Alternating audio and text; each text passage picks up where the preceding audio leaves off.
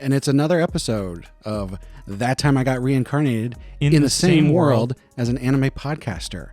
Episode 12. Wow. We did it. We're here. God. Not quite a full year, but 12 episodes, one a month, basically a year. Our 13 will be the full 1 year anniversary. Yeah, the full rotation. 12 is still a lot, especially Yeah. because we did it monthly and not like weekly, so it meant more like we came back to it. I've been told most podcasts don't get past episode 5, so we're like in the top like 10, if not 5% of all podcasts. Yeah. I mean, and maybe even 1%. Who knows? We got to say thanks to everybody who's listening because the numbers are looking good. Sure wish I knew who was listening. Yeah, like we made it. We made it a full year with absolutely no one Nobody talking to us. 'cause we're such dweebs. Turns out the anime community is not the most social. Yeah. Yeah. I'll tell you what though, I got a little bit of a thing that maybe we can get some interaction. Because today I'm going to announce that we have a Patreon. Whoa, this is news to me. I'm not faking this genuinely. So This is news to me as well. I actually set up a Patreon like a month and a half ago. And I knew I was going to wait until this episode to announce it. But I did put the link up on the website. And absolutely no one has clicked on it. So, I don't go to who goes to websites? Well, hopefully plenty of people are going to the website and reading all the blog posts. Yeah, you're right. There are numbers on the blog post. Yeah.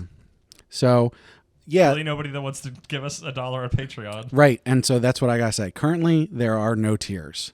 So if you want to just throw us $1 or $2, you can go ahead and do that. Do we do the Discord route? That feels like the most minimum effort. Well, and that's what I want to say is I want to know what people would want out of our Patreon. Like, what do you want to see? What kind of tiers should we have? I think it's pretty easy to do, like, a Discord server where people can chat with us. Would people be interested in like a once a month live chat or, a stream or something like that? I guess those are the same thing. Would people be interested in buttons? My wife bought a button machine and I've been making buttons. I made some buttons with our little avatars on it, and would people be interested in that? For $5 I'll send you like 5 different buttons or something like that. So let me know. I'd buy that for $1. I mean, if you're like me on Patreon, it's mostly just I give like $2 to a bunch of different things that I like and really don't want anything in return. And that's the thing. If people want to just say, hey, we like what you do, here's $1 a month or something like that, feel free. I'll pay you $1 a month if you come to our Discord that doesn't exist yet. We got to be able to pay for Boxu somehow. So yeah. So I hope to hear from people on there. People haven't talked to us on free platforms. Maybe if they pay us money, they'll talk. That way they'll know it's only the people who are serious. Yeah. Yeah, they won't have to engage with the commoner. It'll be all private and secret. Yeah. Because, email and Twitter DMs aren't for some, I don't know. Couple news items besides that. Chainsaw Man, we've been watching that. It's going real good. That hadn't dropped last time. We just talked it up. Yeah, it's we're freaking, enjoying they know what that. they're doing. I'm excited. Go out on our YouTube channel. We have a fast take video up there. Fast take, but it's like 11 minutes long. So That's fast for us. But we went There's into a lot to be fast about. that was after we watched the first episode and we talked about it a little bit and just gave our first impressions and everything. So check that out. And also watch Chainsaw Man. It's great. Watch a bunch of anime coming out this season we've already talked about. It's all great. Additionally, Frieren Volume 6 is out. Just handed it to Andrew today. Sitting on my bookshelf to be read probably sometime. Tomorrow even. I am still in love with it. We're having some divergent opinions, but I think it's great. So you should definitely check it out. I'll pass judgment later. I guess. Well, so the Volume 7 isn't going to come out until like February. There's like a bigger break in between this one. So maybe after you guys read Volume 6, we'll do another follow-up. Yeah, I'd be open to that. Either next episode or after. If I feel like I have new things to say, I'd be in for that. Or it's kind of been our book club. I guess we should probably wait for the anime, but that's probably going to be late next year. Yeah, I wouldn't wait that long to talk about our manga readings. We manga. can get ahead of it. We can be there. We can search engine optimize. Oh, have yeah. a bunch of content out there so that when people are ready, We need to make sure to drop it like Yeah. the month or the month before. The words from the true wise podcast maker who follows the trends. Appreciate your wisdom. The trends of reading books from the 1800s. That's all right. And Dune. And Dune. A lot of Dune. Well, that's like what? 70s, 80s, 90s. I think Dune came out in 65. Wow. Yeah. Damn. What's the most recent book that you read? Like Ready Player that 2. came out. He Yeah. didn't read that. I read Don't Ready put that. Player. No, too. don't put that out. That's the one podcast I listen to because I like hearing about it. No, probably. We've read a few, like The Burning God came out within the last couple of years. Yeah, we've stayed up on a couple. We bounce around. It's not all old men. House of Leaves. Brad, come on. Middle-aged Podcast, man. back on Yeah. track. Chop, chop. If they make a House of Leaves anime, we can watch it. Oh my the God. crossover of the Talk about millennia. pretentious. All right. So a little bit different this time. Before we jump into the main thing we're going to talk about, Andrew has some stuff he'd like to say. Okay, I've got my little... We don't have a proper manga book club. Manga book club. Dun-dun-dun. This episode. Reading Rainbow. So last time, I believe it was last episode, I got really uppity about a new manga in Shonen Jump called Tokyo Demon Bride Story, just in case you didn't know it was a story. And I had found... Now, is that the actual name? Yes. Because we couldn't That's not remember me. it last No, I time. couldn't. I made sure I double checked it because I forgot the story bit. I'm like, I know there's 4 pieces of it. I was Googling So it for now that you something. know the name, make sure you don't read it. Yeah. I poked my head in again, and it's doing exactly what I thought it was doing. So I'm on Shonen Jump. I'm catching up on my normal weeklies and whatnot, and I see, hey, there's another new manga that came out roughly around the same time because it's got like 7 chapters out as opposed to like Demon's like 8. And I was like, oh, cool, I'll check this out. And it's called, and the name caught me by surprise, and I'm like, sure, I'll give it. It's called Glinka and Luna, but there's like a G in front of the Luna, but the G is silent, so it looks like Glinka and Gluna. And I'm just like, that's weird. Is it Linka? I mean, they haven't said the G is silent on Linka, just Luna. Oh, they actually called it out and said The author G is- specifically states somewhere says it that it's like the G is silent, but it's Gluna, I guess, because it was the double G, and it's like, haha, fun. I think in the kana, I read this one too. In the kana, they spell it as Luna. So he comments on why there's a G there, but he didn't write it. Interesting. Neat. Okay, so I kind of love it. It's not the most amazing thing. It's not like when I started reading Chainsaw Man, I'm like, oh, this is something. But like, it is the most, compared to my rant last episode, it is like the most wonderful breath of fresh air. It is a female main protagonist who is not usually sexualized or at all, really. I guess, I don't know. I would say no, at least so far. Her parents are dead. She's living in like the snowy mountains. And she's just getting by, and she makes a little snowman guy, and then he comes to life, and that's Glinka. The girl is Luna. The snowman man is Glinka. And then they go on like a magical adventure, and it's just refreshing that it's not an isekai. The magic system is more akin to like wacky cartoon magic, where it's just like, well, what do we want to do? That's what the magic does. It's not teenagers fighting supernatural things. It's really like positive. It's very much of like, hey, you tried your best, like, and that's important. You'll be able to get it someday, and like kind of. I like its message, even if it is really basic. Like, it's just like a really cozy, warm hug of a thing to read. I have no idea how it's going to continue because it's moving really quickly and sporadically, and they're like collecting pieces, but that's not what's important about it. But one of the things I really like is I read the snowman guy, Glinka. He reads like Sans from Undertale. So he's got a very like, he's clearly very powerful, but he's also kind of a knucklehead. And you never know when he's doing a bit or not. So I always hear that whenever he's talking, I hear Sans' little dialogue noises, which has made him very charming. So far, like right now, they're going on adventures. They're building a team of like other magic people who have different strengths and traumas they're dealing with, but everything seems very like positive mental health stuff. And it's just sort of like fun, wacky, woohoo adventure. Also, it's the thing, I don't know if it's full on the exact thing I've asked for, but like the shonen adventure where the protagonist is a female.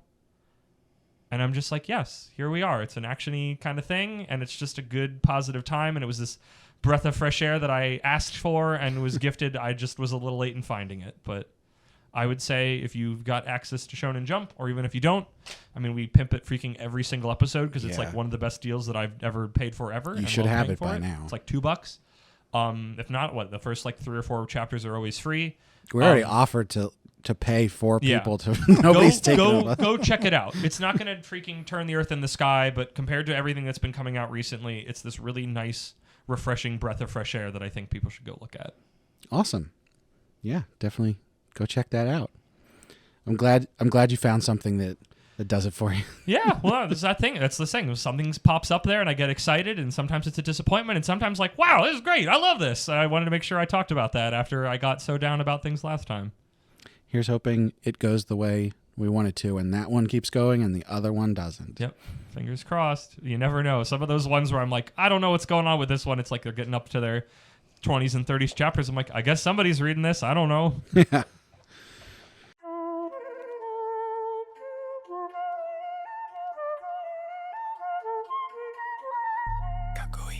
So for our 12th episode, we thought we'd do something a little bit different and do That Time I Got Reincarnated in the Same World as an Anime Podcaster, (Origins). (0). It's a prequel. Oh, that's right. 0. Chapter 0. Chapter 0. We're going back. Get ready for all the flashbacks. That means one of us is dying at the end of the episode. Because you're going to see our tragic backstories about why us dying is more compelling. I'm looking at you, One Piece. I'm looking at you, Demon Slayer. I'm looking at you, I think My Hero Academia. I'm looking at you, other anime that we've watched that does that. Yeah, talk about tropes.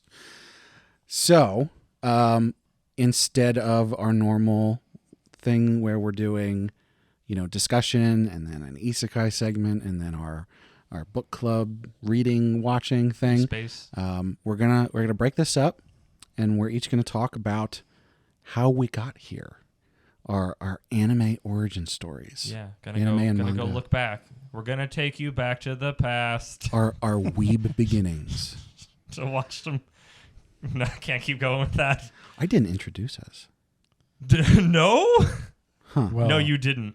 Well, that'll work because we're going to introduce ourselves through these segments. To introduce myself. There's 3 of us. Just to be clear, there's 3 different voices.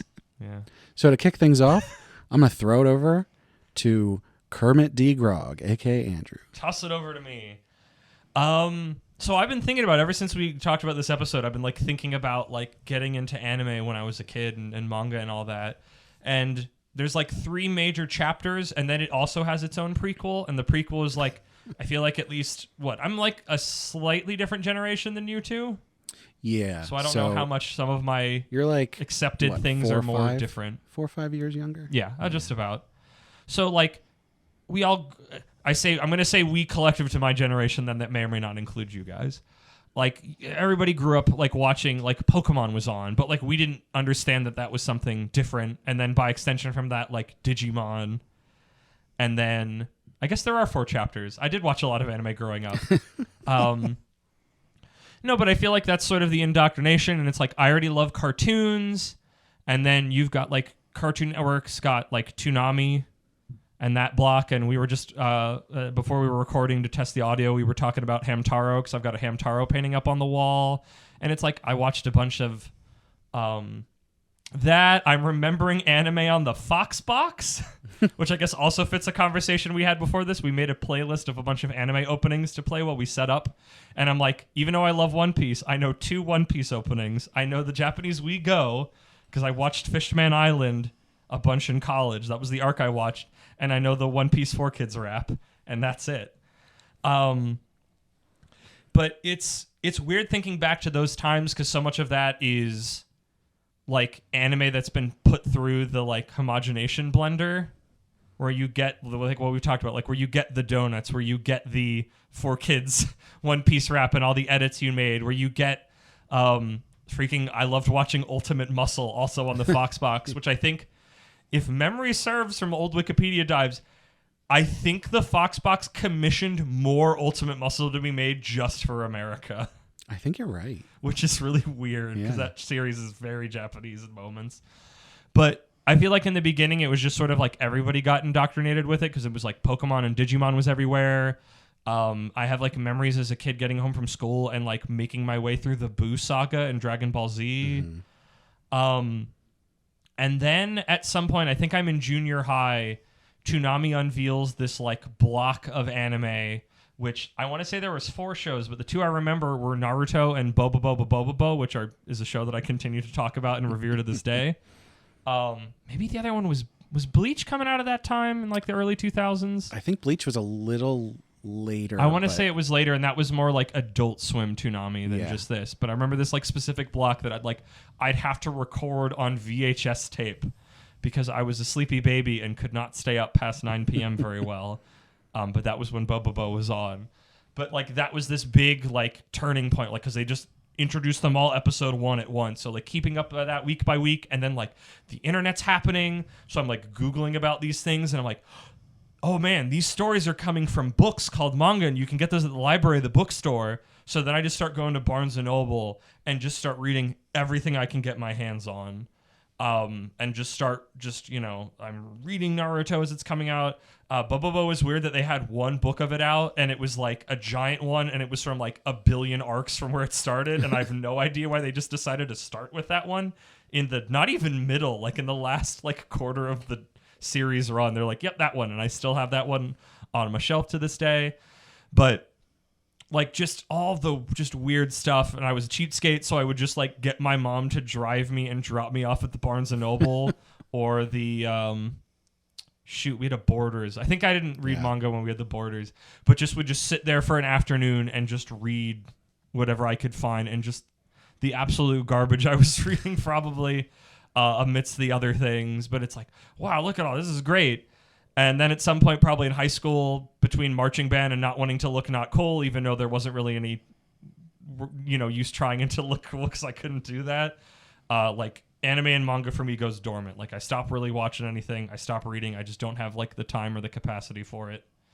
And then that goes for a while. And then I get into college, and then I meet all my college friends, and all of them are watching anime and manga.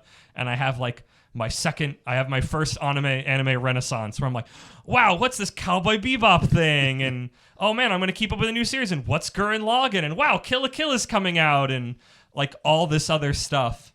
And like I've got people to talk to this about as opposed to before when I have no one to talk to this about. And that's kind of this big like flowering moment. I'm learning how to torrent things off of the internet. And I'm just like finding anything I can get my hands on. I'm like specifically watching things subbed for the first time majorly, because it's like you're not finding sub stuff on television really. I guess, is that still true now? Or are they playing stuff in the original Japanese? Not that I watch like TV anymore, but I don't think they really do if subs on TV. Is a dub, I think they go for the dub. Yeah, I have seen subbed anime, but I don't think there's a dub of it. Okay, because I know moving more modern, like I know Adult Swim Toonami was playing JoJo, and I know they play the dub version of it. Because that's how some people still get their anime, I guess. I don't know. But I feel like this is this turn of like, okay, now I'm like in this. Like I'm going to my college's anime club and like watching things and hearing about things that I've never seen of. I still remember that we watched, I want to say it was called Dead Man Wonderland. Yep. And I remember enjoying it, and then at a certain point it became like the crystallized version of like when an anime like or a story kind of kicks into what it's going to be, or it kind of changes gears, and sometimes you're like, yes, this is a flowering of what I thought it felt like, and sometimes it's like, this is not what I came here for. I don't like it anymore. And that has I remember almost nothing from that series, but I still remember it as the one that gave me that idea of like when it kind of clicks into what it really wants to do, and sometimes you can just completely go like, yeah, no, I didn't sign up for this. I'm not sticking around for this. This isn't whatever I liked. Was what was cast off as it moved into its its next evolution. And then that goes on for a while, and then I get out of college, and then I'm not really in contact with people as much, and other things take over my life for a while, and I think I've got it in the background, but not really anything. And then kind of the second renaissance is actually when we start watching anime at work. And the three of us become friends and start doing this. I think I was still kind of keeping up little bits and pieces from my college days. And the beginning of the Weeb Cabal. Yes. And that was where I was like consistently keeping up with things. Did we week by week? Did we start that before you left? Yes, because I know because I think I don't remember. I think it was because I had anime posters up in my cubicle. Yeah. Right, and we started talking about it. I have vivid memories of watching One Punch Man in the One Punch Man room. season 2. Yeah, Did we watch season 1 together? Maybe I'm thinking of Mob. I know we started with My Hero. I think because I had a My Hero poster up. I think we went back and watched One Punch Man the first season.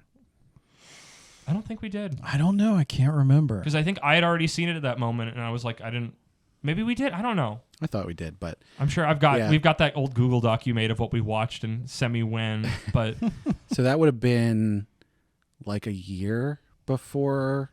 So like that would have been probably end like of 2018, beginning of 2019, something like that. That sounds about right. Yeah. Yeah, and then just we've been doing this ever since and keeping up with stuff and talking about things and because like I'm not good at keeping up with series on my own, but when I've got people I can watch it with week by week, it means I'm actually taking an anime instead of just sort of like absorbing bits and pieces from the zeitgeist that pass by me on my internet desk.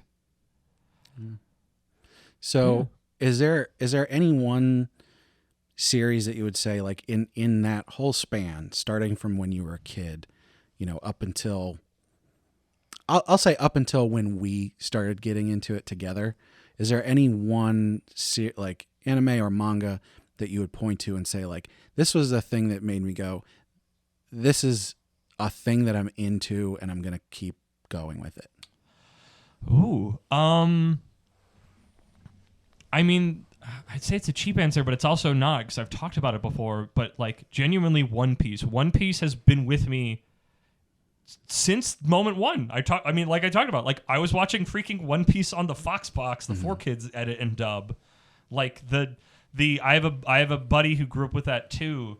That we both played the like GameCube One Piece like beat 'em up fighter. That like some of those sound clips from that freaking dub are still just lodged in my brain just forever.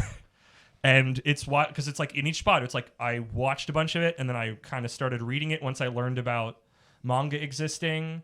So I've got kind of the, like wherever I stopped in the anime and then I get the manga and then I take my break and then college happens and I'm like catching back up via the library and like buying actual Shonen Jump and reading it chapter by chapter and like trying to piece things together because the story, like I missed entire arcs while I was gone and like moving forward, but also trying to like catch up on things.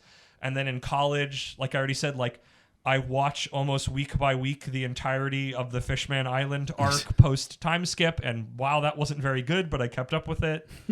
And then just sort of kept reading from then. And now I'm like caught up on it. Like it's genuinely followed me since I was a kid for over a decade.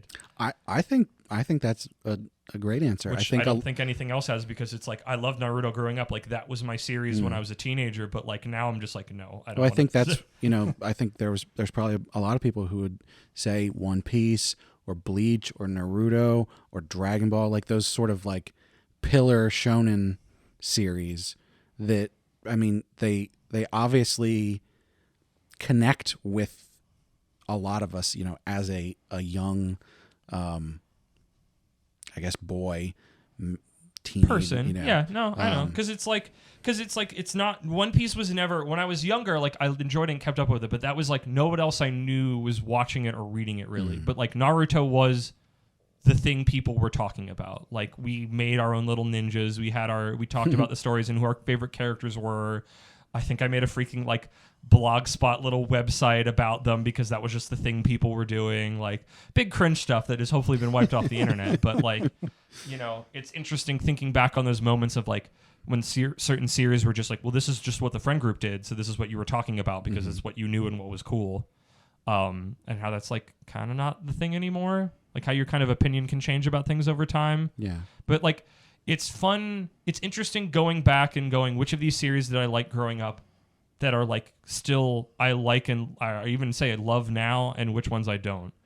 And I guess one of the standouts I've talked about before is still iShield 21, which is a football manga, like American football, just to be super clear. Like, don't know why I was reading that when I was growing up. I think it was literally just like I could get my hands on it, so I was going to read it, and it looked kind of cool, but like I wasn't really into sports as a kid, so I just loved that so much, and then just, like I said, kind of dropped off in junior high and stopped reading manga and never finished it. And then literally, I think after we started our club up around that time, just every couple of weeks, I'm like, I'm going to buy another volume of that where I left off. And now I have it all back and I've read it. And I'm like, as someone who does not like keeping like manga that I've read in the house, I have all of iShield 21 with me. And I think it's a really good time. I mean, I think it says something that in, is it in Mob Psycho? I think it's Mob Psycho and One Punch Man is like the artist of that, not the author, because that's one, is the author and artist of iShield 21. And it's like, maybe if somebody goes back and reads those, or, you know, I guess there's an anime for it. Did you say One Punch Man? Yeah. That's Murata. Okay. I don't know the name. And I mean, does he do Mob too? I don't know if it's the same person. Well, I think just one draws Mob. It could be one. It might have been One Punch Man. This was me. This was me a month ago at a Barnes and Noble's reading Assassination Classroom, because that's what I've been reading, and looking at the ads at the back and being like, wow, I remember some of these ads when I was reading actual physical manga many, many, many years ago. And it's weird to see them still advertised almost identically. Yeah, not a lot of that's changed. I think it's pretty cool that you have something that you really connected with as a kid and you're still enjoying it a lot today. My tastes have changed a lot, and we'll get into that in a little bit, but you know, it's not that I don't like those things from my childhood, but like the stuff that I'm really into now is very different from that. Oh, well, yeah, like there's stuff that I took in when I was a kid that like I wouldn't like now. I mean, like I said, I freaking loved Naruto growing up, and now I'm just like, I want nothing to do with that. And like Dragon Ball Z, more of my care and love of that is a combination of the abridged series and just it's just sort of general zeitgeist importance to all of anime pretty much.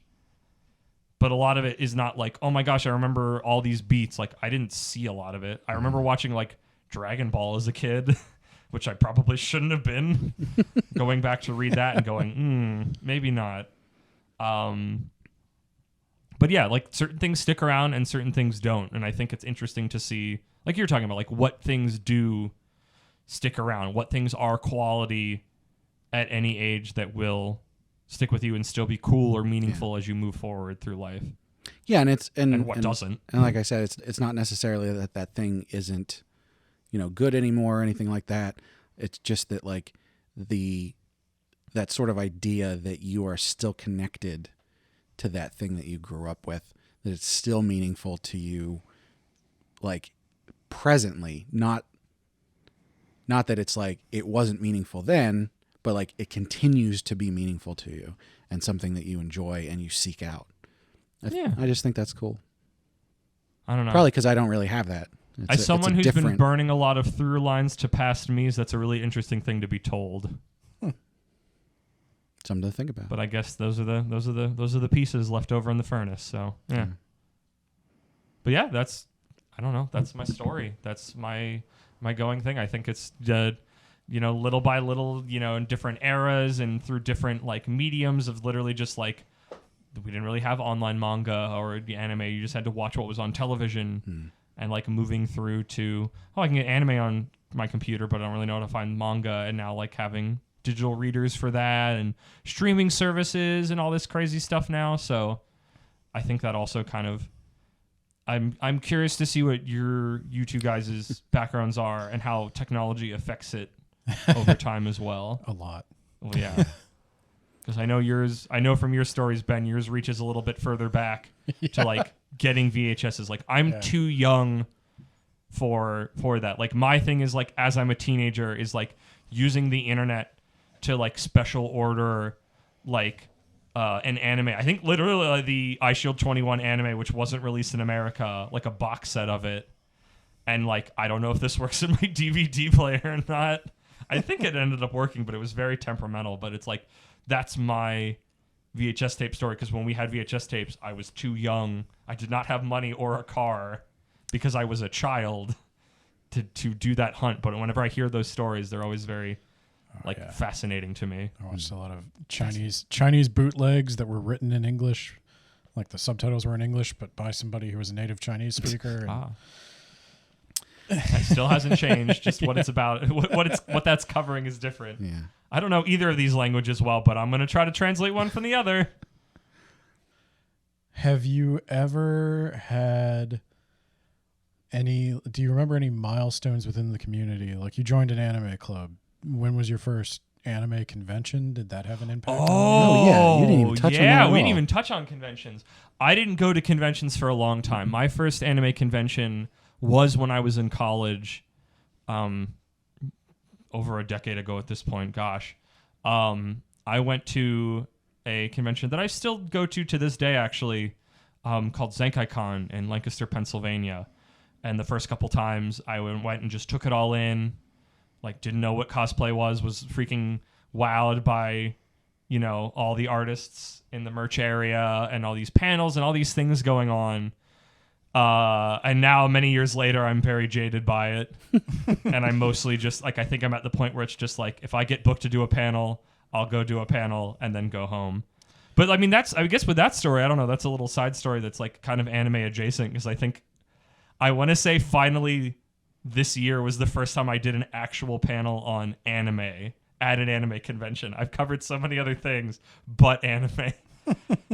I guess what? Here's a random fun question. Do you think is World War II Japanese animated propaganda, is that anime? Oh, I mean, in a technical sense, a little fox guy getting in a plane to start Pearl Harbor. I'm not joking.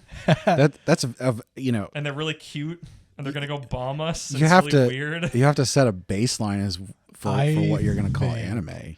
Yeah, this would be a weird one. I'm gonna say what most people think of as anime doesn't start until Tezuka does Astro Boy. Even though there are cute animal characters. Yeah, I mean, it is technically anime. I'd consider it anime, but like, if you were talking anime recommending something to somebody, it's almost like proto-anime. Yeah.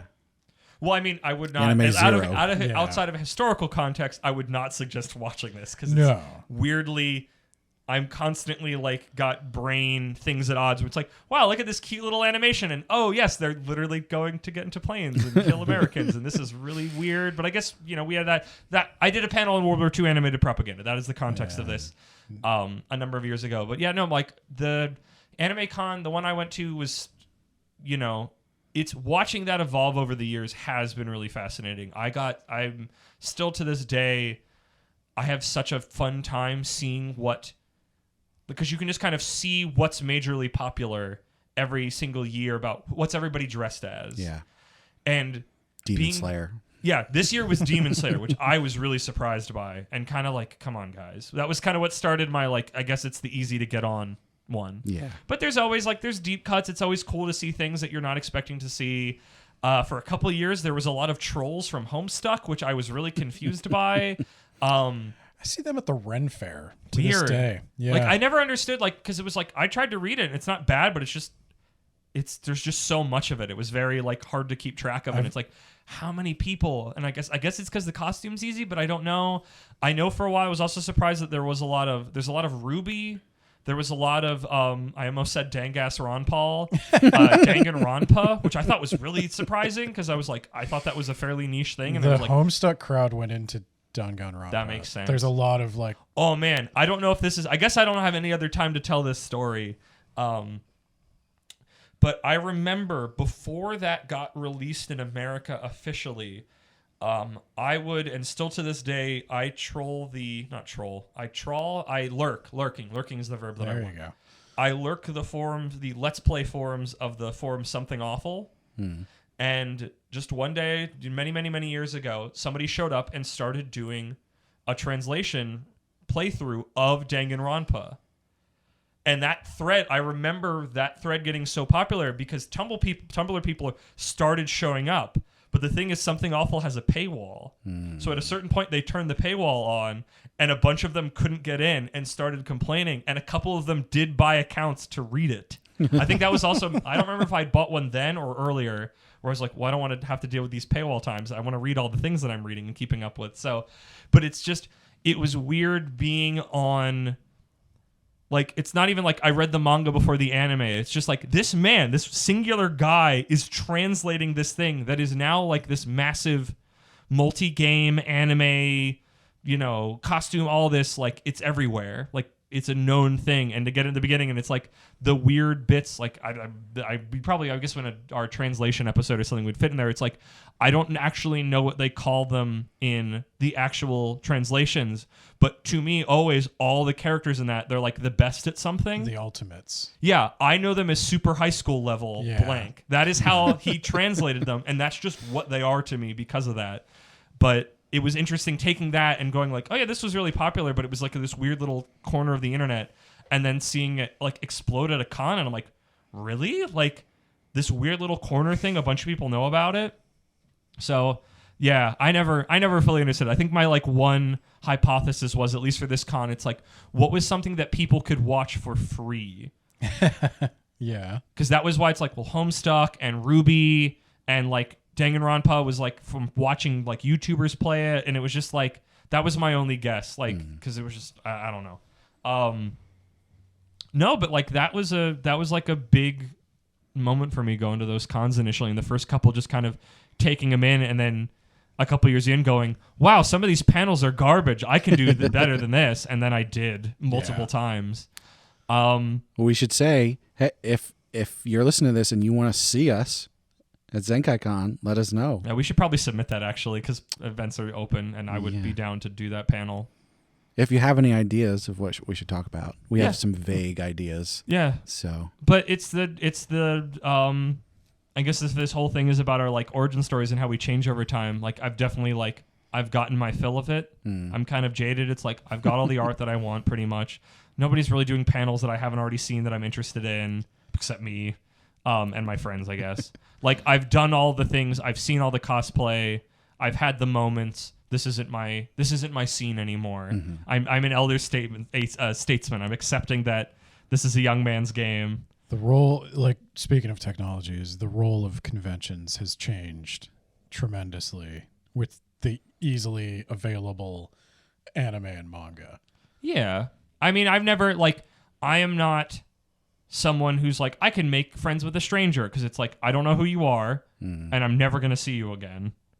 So I'm not talking to you.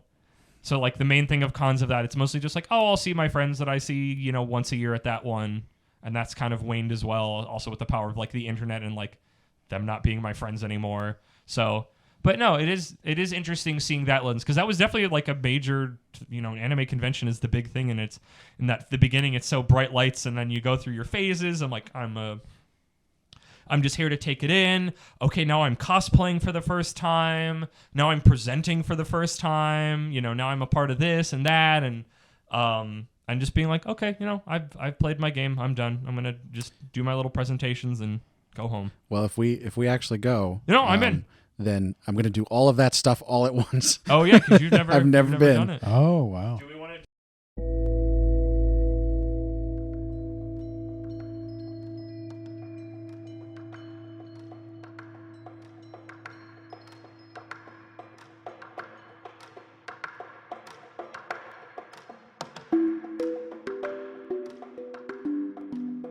So yeah, so if you're saying, Brad, that you're gonna have to experience it all together, you've never done the anime con. Let's hear your story then. Yeah. Well, so a couple things to start this off. First, before we get into anything, just a bit of a spoiler warning. Everything's fine now. My life is good. Everybody's happy. Okay. So we'll We're get into Tarantino. What an ominous opening that has instantly put me on guard. The big JoJo menacing go is emanating from you now. And that is to say, I haven't always been Isekai Sensei-Sama. In fact, I've only been Isekai Sensei-Sama for a couple years now. You're just a Brad San before. Yeah. Used to be I love Kimo- saying San. Like it's the most American. Just big. Isn't it San? San. San. Brad San. Minasan. Kimochi warui sama. What'd that mean? It's like you make me feel gross, sensei. What a phrase to know. So yeah, we had fairly similar origins. Now I'm a couple years older than you, so a lot of the stuff that you were talking about, you know, when you were more young, I was a bit older when that stuff was going on. But yeah, in very early on, you know, I got introduced to anime on Fox. I distinctly remember playing with Pokemon cards and not understanding how to play. And me and my friend would just sort of like put cards down in front of us and be like, this card says this, so that's more powerful than that. Basically like playing war with Pokemon cards. That's fun. That reminds me when I like rented the Pokemon card game from Blockbuster, but I was too young and couldn't read, so we had to take it back because it was too complicated for baby me. So I was never really into Pokemon. I don't know why we were playing that card game, but you know, I'd seen the cartoon a couple times.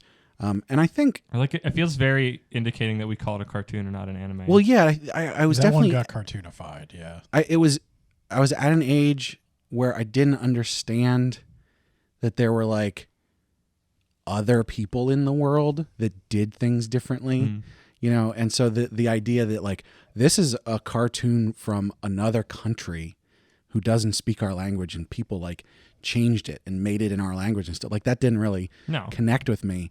And it wasn't until, you know, I would say my early teens when I started watching Toonami that it really was like, oh, this is stuff from a different place.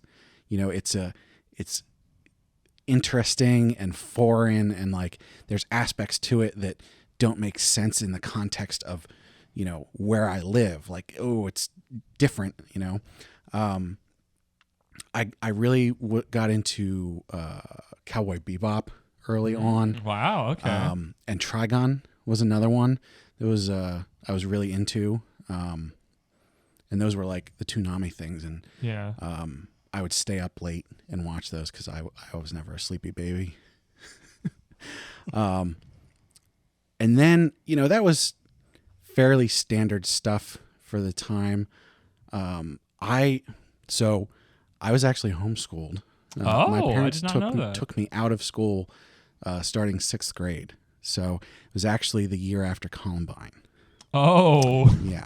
Okay. So I didn't really have, you know, I had friends and I went to like a homeschool group. But if anybody knows anything about homeschool groups, those aren't really the kind of people who are okay with Japanese media. No. Really anything outside of their homogeneous. Yeah. So, you know, I didn't really have a whole lot of people to talk to about it. But, you know, I kept up with those kind of things, the Toonamis and whatnot. So what was available there? I think Naruto probably started around that time. But I think Naruto was probably a little bit later into my teens because I only ever really watched like maybe the first 50 episodes of Naruto dubbed. And I think it was probably about the time when I built my first computer when I was like 16, 17. That sounds about right for when I was getting to Naruto. It was like early teens and junior high. I think it was about then that I started like seeking out subtitled stuff. I was really into Naruto for a long time. You know, I watched the entirety of it. I watched all of Shippuden up until it ended just a couple years ago. Wow. I did not know that. I like that Naruto is this big like... I mean, that was the big... Dragon Ball Z was kind of already an established thing as we were coming up. Yeah, I watched Dragon Ball Z. It wasn't happening in real time as we were aging. It was the dub of Dragon Ball Z, but that was on...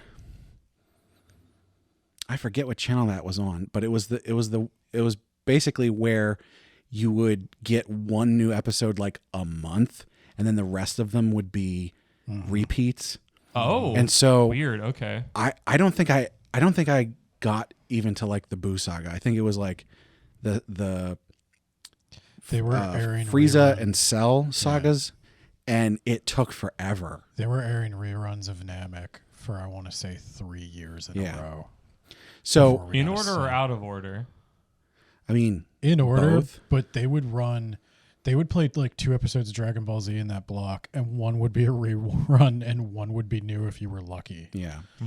And they would just loop through Namek over. Oh and my gosh, over. the weirdness of back in the day of just like, hey, we're playing a new episode every day or every day on every time. And this time, if you miss it, tough. You don't get to see it again. I thought, sorry to take the mic, but like I thought with like Boba, where it's like there's an episode that I just missed and thought about. Well, and for I did. years that I never saw. I missed a lot of Dragon Ball, and to the point where the Saiyan saga and then like the Boo saga, I didn't really know. Like I had a vague idea that they were things, but I never saw them. It wasn't until years later, and especially with Abridged, that I was like, oh, there's a lot more to this. So yeah, the pretty standard ones in my teens. I started watching Bleach. Are you reading anything, or is this purely No? watching And so it? that's important to note. I was aware of manga for a very long time, but I was never. I never really picked it up. I can't remember a single manga that I ever like physical manga. I know both of you have like this attachment to physical manga, and I just did not have that ever. There might have been a time where I had like one random one, but I don't even remember it.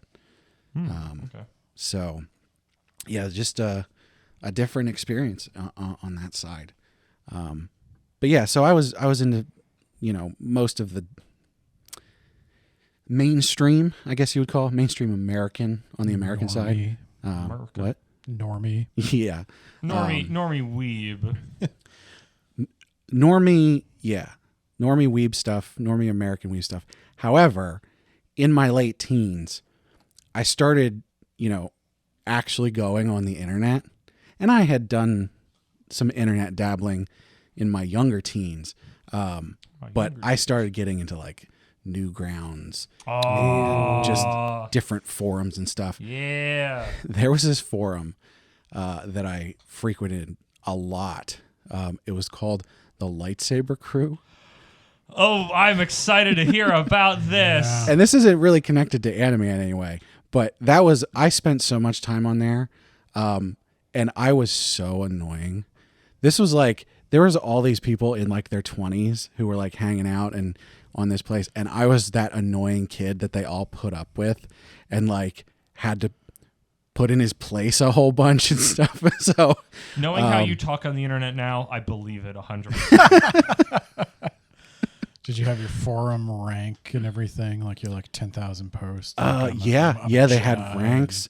And we got really into making like the banners that would go in your signature. You were Yeah. a poster. Yeah. I've been a lifelong lurker, so that is an experience No, alien to me. I did a few forums. I had my signature. I cobbled together from like manga frames. Yeah. And so like at first, someone else would like take commissions to make your lightsaber. And then I got into it, pirated Photoshop and like made my own lightsaber and everything. But yeah, so that's just to say like, I got really into like weird internet shit. Yeah. And so, especially stuff like Newgrounds, you really get into sort of the meta. I'm beginning to that kind of understand the stuff. caveat at the beginning.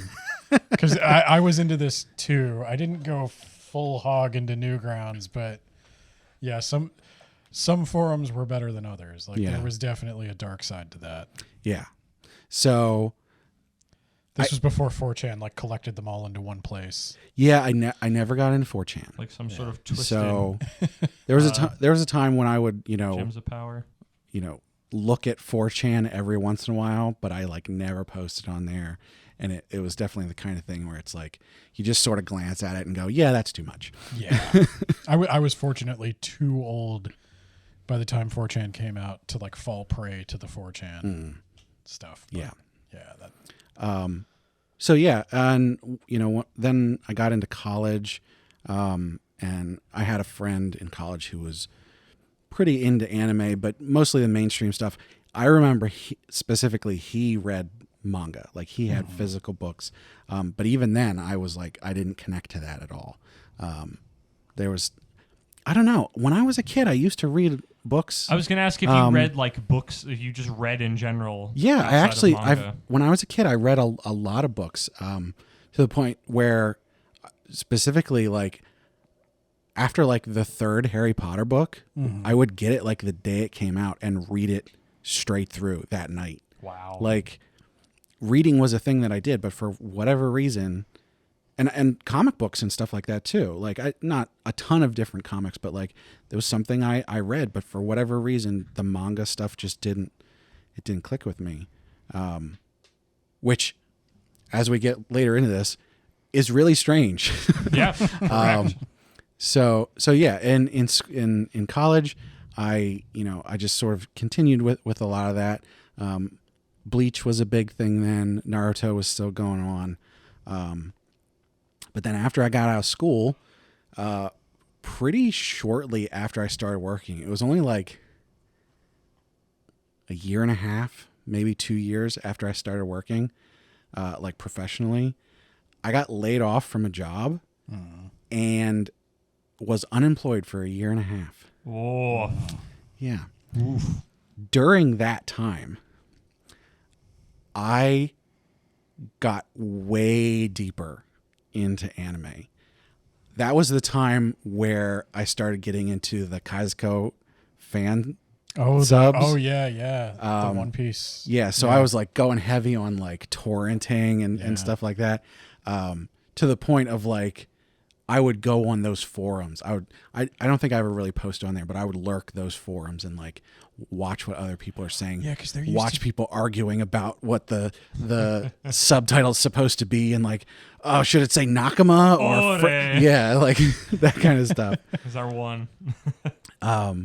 Yeah, there used to be like torrent aggregators. Oh, but wow. they didn't always get the new episode. If you wanted the new episode like as soon as it came out, you had to lurk the fan summers. Yeah. So yeah, that, and I think that might have been when Naruto ended and Naruto Shippuden started around that time. Yeah. Well, yeah. I think Kazoku was going for a long time. Oh yeah. But I mean, they've been around for forever. And Bleach was a big thing then. I was downloading all the Bleach stuff. I remember catching up on One Piece because I hadn't watched One Piece before. I got into it at that point, and I would watch like 12, 15 episodes a day. Oof. Wow. That time was, it wasn't the worst, but it definitely wasn't good. I would my circadian rhythm drifted. So I would start I wouldn't go to bed until I was tired. And, that start off, it's midnight, I'm going to bed. Oh, it's 12:30. Oh, now it's 1. And just slowly over time, it got to the point where I wouldn't be going to bed until 9 a.m.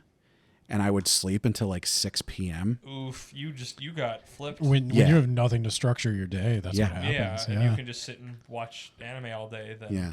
That was also the time when I got really, really into Left 4 Dead. Yeah. Okay. Yeah, that makes sense. Yeah. So I have between Left 4 Dead 1 and 2, something like 6,000 hours in Left 4 Dead. I've almost seen your Steam there, profile. but I'm not surprised too much, I guess. But yeah, so that was, and funny enough, I didn't get into manga at that point. But I waiting for the best. Special gift. But yeah, really, really into the anime stuff at that point. So when that time came to an end, was also the time when I met my wife. Yeah. I started dating my wife a month before I got a job. Now, I did actually, I was working a little bit on the side. I worked at a friend's Italian food stand in a farmer's market. Okay. 2 or 3 days a week. But of course, that was just like something to do. It wasn't side hustle, yeah. But and just in case anybody's confused, that was the time when President Obama kept extending unemployment. like over and over again. So I actually like was okay to not work that whole time. Not that I wasn't looking, but Yeah. So my life turned around a lot at that point. And I didn't really, drop anime or anything like that, but I did, it did sort of slow down. And I think it was like 6 months before that I had started doing YouTube Let's Plays. I was doing Minecraft, and then I would also play like old like Super Nintendo games and stuff like that. Okay. And I did that a couple years. I think I stopped that right before my son was born, which was only like two and a half, 3 years, something like that. Okay. My wife and I, we moved fairly quickly. I think we were only seeing each other for like a little over a year when I asked her to marry me. So Yeah, I was in the same boat. We only dated for a year before I got married. So yeah, after that, it was all fairly straightforward stuff. I would watch different animes and stuff, and there was stuff that I liked. I forget when it was, but I think it was after the first season was over, but I started watching Overlord. And It was all downhill from there. Yeah. I can't remember if that was The needle pricked your first. finger, and now you're addicted to heroin. I can't remember if that was first or if Konosuba was first. But something in there was that I had my first isekai experience. And something about it really clicked. I remember Overlord specifically. I like Konosuba, but Overlord was one where I watched that and I was like, this is incredible. I could This stand to be an all-powerful demigod. yeah, Yeah. exactly.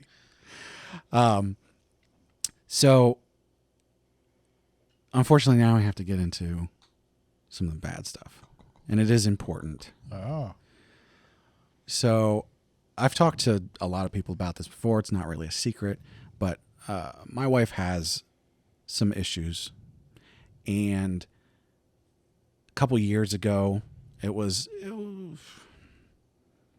3 years. I think my son was about 3 at the time.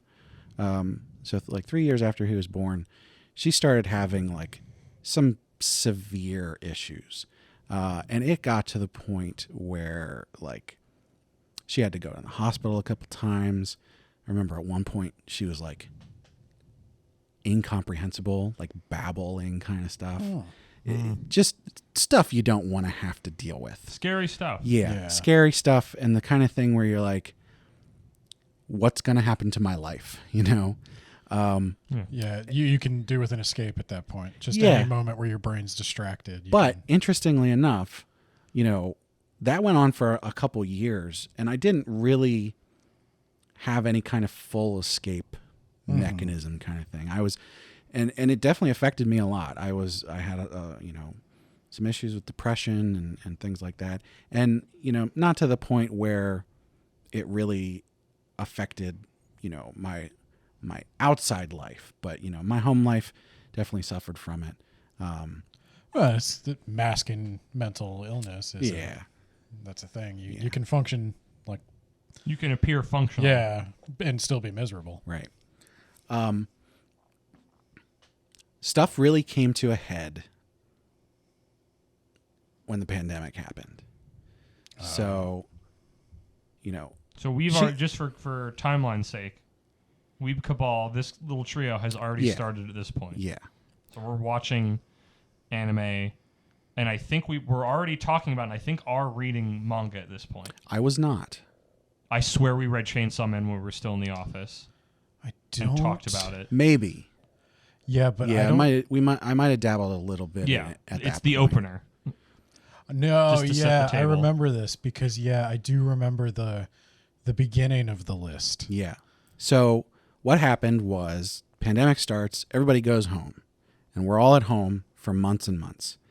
And, before that, I was going into the office 4 days a week. I got to work from home on Fridays already, which was great. Great company. But once the pandemic started, everybody was working from home. Nobody was going anywhere. And, I'm in my house all the time with my wife, who is still dealing with these issues. And so things weren't as bad as they were at their worst, but it was still like sort of more of a pressure cooker. It can wear you down. Yeah. There's no escape. Yeah, if you're constantly around what's stressing you out and you don't have where to go to not be there, it's gonna start picking through you. Now, I don't remember what started it. Now, I do, like you said, we started reading Chainsaw Man. It might have been One Punch Man that I started because I had watched the anime. I was really into that, and then I saw people posting the manga, and I was like, I really like this. I'm gonna read this. And I had read manga before, but not like for real. And so I start reading this, and I go on Manga Dex. And for anybody who's not aware, Manga Dex has like everything ever, basically. And having dabbled a little bit with the isekais, with like Overlord and Konosuba, I started looking at those, because at that time, now it's a little different now because the Manga Dex got hacked and they're not back to their like full functionality. But at the time, you would get these recommendations. Like you would see like, oh, lots of people are reading this and this is rated this, and those kind of things. And so I would start clicking on new things. Given that we were locked at home and I wasn't going anywhere, I just started reading and reading and reading and reading.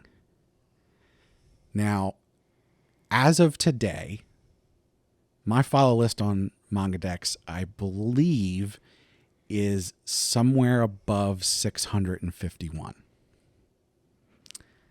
So that's 600 manga you read every time a new chapter comes out. Well, yes, but a lot of those don't come out that regularly. Often. Okay. So there's a lot that are only once a month.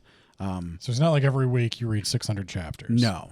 However, for a period of time there, because a lot of these were already out. There were already 20, 50, 100 chapters out. Backlogs to go through. For a while there, I was reading potentially 50, 100 chapters a day.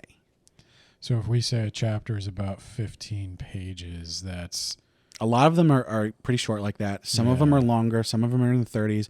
There's a couple that stretch into like 50-page territory. Jeez. So that's still upwards of like 1,500 to 3,000 pages a day. Yeah. I can say with fairly good certainty that in a we'll say a year period, I probably read 100,000 pages.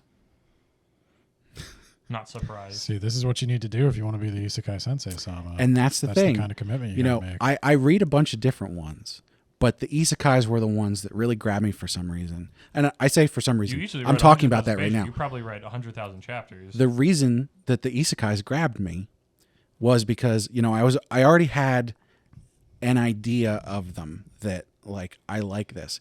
And I didn't really think about this at the time. But the thing is at that time, I was in a really bad spot, Mm-hmm. And isekais are so escapist. Mm-hmm. It's like your life is terrible, but now you're in a completely different world. These are completely different people. And also you have superpowers. And so you can just like immerse yourself and just completely forget about everything that's going on. Yeah, it's like it's your old life died and you got to start over. No guilt, no strings attached. Like it's just, I could see how that would appeal. So I believe at the time, because when the pandemic started, we went fully remote and we started, because before that we were watching every other week. Were we? Yeah. Yeah. I don't remember. And I believe when the pandemic started, we said, What else are we doing? we're not doing anything else. Why don't we just do this every week? So we started doing once a week, but remote. I don't know. I have to ask you guys, like, do you remember seeing a change? I mean, I definitely talked about how much I was reading. Us checking in on your number every single week and seeing it get bigger and bigger was always like a big I moment remember when it passed certain thresholds and being surprised by it. I think I remember when you bought the tablet so you could read them more conveniently. Right. So I bought a laptop. Yeah.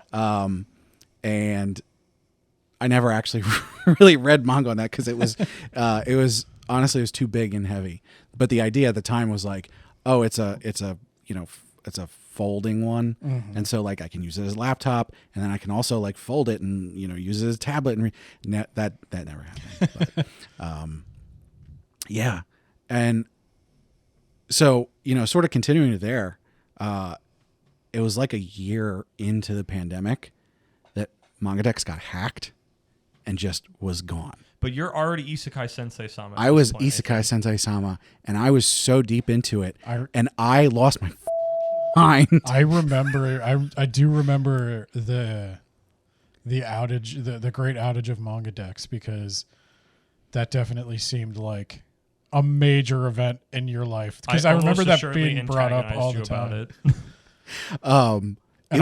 It was down for like 9 months. It was a while.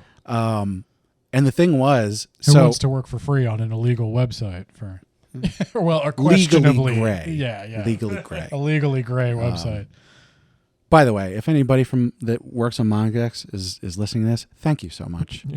You're doing commies work. I have donated to them. Genuine in this case, genuinely, I do believe that. I mean, obviously, you can speak more to your own experience, but for you, I think it saved lives. I don't. Saved sanity at the very least, or made things easier. Yeah. I wouldn't say anyone's life was in danger, but yeah. We didn't see that timeline. So when this outage happened, a couple months into just reading as much stuff as I could, I got really into villainous manga. So like Villainous Revenge or Villainous Isekai and stuff like that. And so when Mangadex went down and I was like, what the heck am I going to do? I'm going crazy here. I can't read my mangas. I went over to Bado. And Bado is manhwa. I can't read my mangas, so I just moved a little further left and found Korea. Exactly. And manhwa, close enough. I basically did the same thing there, edge. where I just started diving into it and reading hundreds of chapters. And I think my list on there is like 150 at this point. Wow. Yeah.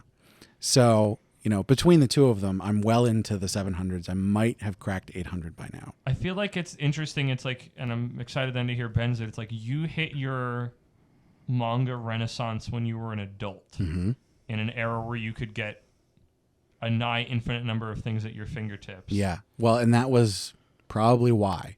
It's the curiosity of like, what if I don't hit mine until when you did, or if you hit yours when you were like a teenager or something. And I think that would have shaped things. It also shaped me because of how it happened.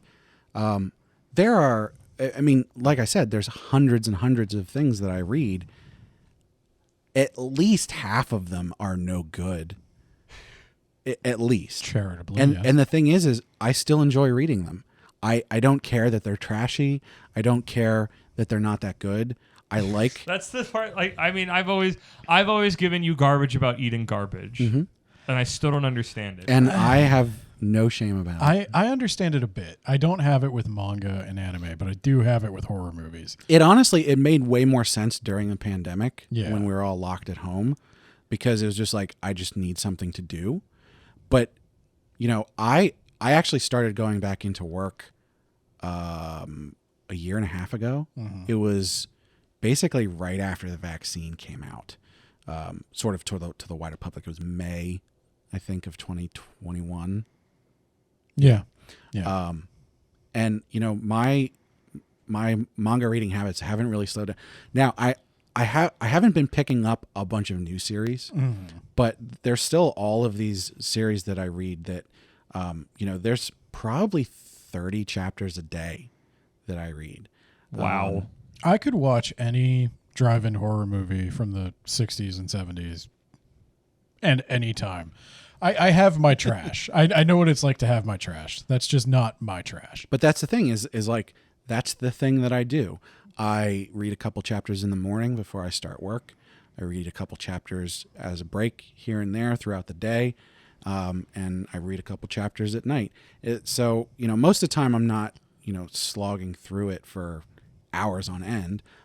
Every once in a while, for whatever reason, a ton of chapters will drop at once, and so I'll be reading for like an hour and a half or whatever. But honestly, though, like no matter how trashy it is, no matter how junk foody it is, it's probably better than smoking. I mean, it's definitely better than smoking cigarettes or drinking or any other kind of chemical distraction. But it's also better than like you can't stop watching TikTok or you can't stop playing Candy Crush or you can't stop. I mean, lots of people have It was one of those. their... It was just of the grand scale of what this could be.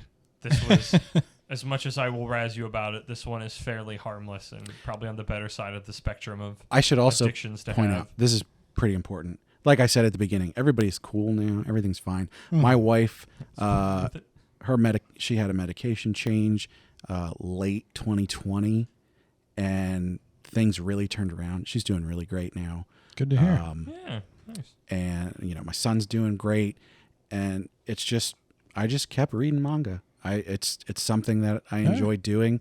I don't know if you could call it an addiction. It doesn't affect my life in a negative way. I'd say it's only an addiction. If you had to stop, would you experience negative side effects? We already saw that. The only I don't live your life, Brad, but we literally talked about withdrawal when you said Manga Dex went down a couple years ago, and you were like, oh my gosh. There was a bit of that. However, it wasn't like... Little neck scratch.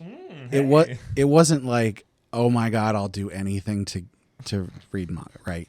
Because I didn't go out and buy any. So. LSGD for a chapter, man. I didn't go out and buy it. I didn't order it on Amazon. But God forbid I pay for it. The one thing that really gets me is like if I can't read it for a couple days and a whole bunch of chapters build up. That sort of like gives me anxiety because it's that idea of like, oh, I got to catch up now. You don't like building up the backlog? Yeah. I hate having the backlog, which is why I read it every day. But that's happened a couple times where I haven't been able to read for a couple days because, we go away or, something's happening and I don't get a chance to read. And yeah, when I get back to it, I'm like, okay, I've set aside 4 hours to just read manga. But yeah, so, and then, late 2021, we started doing a podcast. And I truly became Isekai Sensei-Sama. Here we are a year later. Yeah. And you know what? I still love it. I enjoy all of it. The animes and the mangers. The phone got mongers on it? I have a great time with it. So, yeah. That's good. Good story. I like the happy ending at the end. For now. Jeez, okay. Ominous. I guess for similar to what you asked me, do you have something that stood out that stuck with you or something that stood out that you remember watching as a kid that's just kind of disappeared from the landscape? That still you remember and or revere? I mean, I think I touched on this a little bit. Cowboy Bebop was like a really important thing to sort of kickstart me into anime. It's always something that I think back on as like the first true anime experience that I had. Yeah. And I still enjoy to this day. It's one of the only series that I would ever consider watching dubbed. The dub of it is pretty good. I've watched the subtitled one. Those voices are great too, but like that one works in English, a lot more so than any of those. Trigun, when I was young, I didn't actually watch through the entirety of Trigun because it was on Toonami, and I, didn't get to do that. But that was in English. The subtitle version of Trigun is way better. So, do you have something less mainstream? Well, or something no, maybe that you watched that you're like look back on, you just go, ugh. Naruto was my through line. So mainstream. And that only ended a couple years ago when Shippuden ended, and I watched it straight up till the end, and I liked it the whole time. I don't know if the original one really holds up.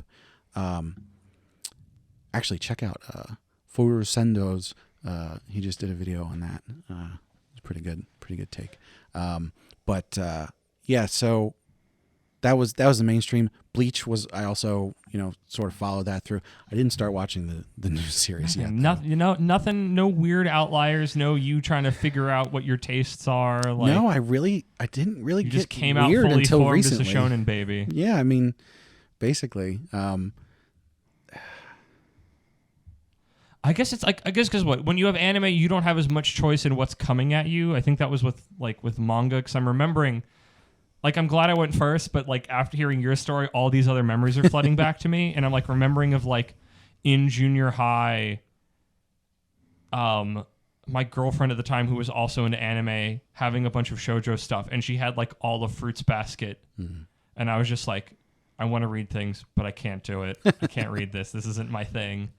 But I guess that's the thing of, because it's anime, you're getting it, it's more curated than manga, which is just a free-for-all. Yeah. It wasn't until I started torrenting stuff that I had copies of things that I could go back and watch. You had a choice that you could go look around a little bit more about what was the greater thing out there that wasn't just showing up on television dubbed. So I never got stuff on, tape or DVD.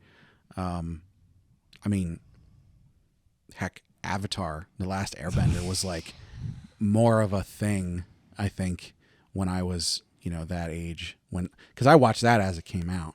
I was really into that. It's a great series. You should definitely watch it if you haven't. I didn't have my own, of anything. You didn't have this is my weird thing that I treasure that's not the, okay. Yeah. So, I was aware of the culture, late in my teens, and I started getting information on those kind of things, but there wasn't anything that I connected to in a way that I was I have to, have this in my possession. Yeah. Well, I guess Ben's going to go last since he's the only one who hasn't gone yet. But before that, I think we need to check the mailbag. As is normal, as is standard, between Acts 2 and 3, we got a letter from one Truxon. I've read through this one. This one's kind of a doozy. Oh, no. I'm a little nervous about reading this on recording. Okay, I'm sure it'll be fine. I guess. I'm sure if whoever does not like it, I'm sure if we do it, they will make themselves known and we can just cut it. Yeah, so, we'll record the whole thing. Just know that maybe I'm going to cut some of it out when I edit it. Yeah. It'll be redacted. We've had ones redacted. That's why I'm really surprised, because I remember in those early days when we were getting the Truxon letters, his letters, there was stuff straight up black marker redacted out, and this one's clean as a whistle. There's nothing redacted in it. Did it come in a different way? Same as always. Huh. I don't know. I don't know what's up. All right. So Don't do it. let me get. Now I gotta move away from the nervousness. That's not the Truxan energy. Don't do it. Dear, that time I got reincarnated in the same world as an anime podcast host, Brad, Ben, and Kermit. I can't believe it. You gabagool made it a full year, making your weird podcast that keeps me entertained while I'm out making my rounds, putting wheels to pavement, and the front bumper to and my front bumper to fragile nerds. As congrats for making it this far, and because you're already sharing your origin stories. Kind of weird he already knows that, but we're in the middle of recording. How did... I, Truxan, will share my origins in this otherworldly organization of mine. If you haven't already gotten the vibe of it, I'm not Japanese. I know, total surprise, right? I'm actually from the United States of America. Grew up on the mean streets of New York and Little Italy.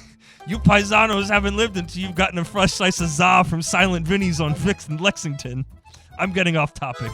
Japan's pizza game is just not at that level and it weighs on me heavily. So, my origins. If you'd also believe it, I'm also outside of time. I was born way back in the roaring 1920s, and when the big war started after Pearl Harbor, I joined the Navy to become a pilot. I was so cool cruising in my Spitfire plane, probably why I'm such a good truck stand driver now. Well, one day I'm off on a mission, flying over the Pacific, and I think I see Japan off in the distance. And I'm this big hotshot hothead, so I start flying towards it. So, bad move for truck sod. I run out of fuel well before I'm anywhere near land and crash into the ocean and die. Yeah, didn't he just say he's a good pilot? But no, but he's good at flying around. He's not good at keeping track of his fuel. So I crash in the ocean and die. But wouldn't you know it, I'm just close enough to mainland Japan that as your boy breathes his last, a fucking goddess shows up. Turns out for Japan's agency, you don't need to be Japanese to get in. You just need to be close enough when you die. Whoa. And they didn't want this mouthy American going to some fantasy world, so bam! That's how I got hired by the agency.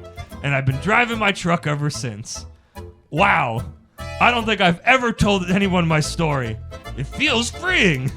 The agency doesn't normally like us talking about it, especially me. But I'm sure they'll be cool with it. Your favorite driver, Truckson.